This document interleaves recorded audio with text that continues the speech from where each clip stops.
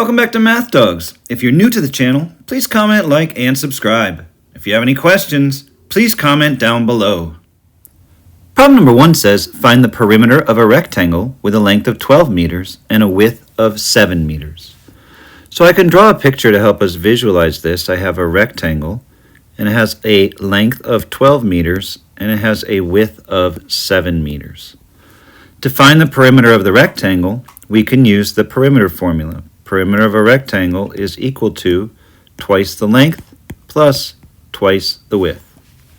And so the perimeter would be equal to 2 times the length of the rectangle is 12 meters. You could see that in the words as well as the picture. Plus 2 times the width of the rectangle is 7 meters. And so I'm going to use a little bit of order of operations.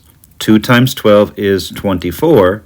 Plus 2 times 7 is 14, and then I can add those together. The perimeter would be equal to 24 plus 14 is 38 meters.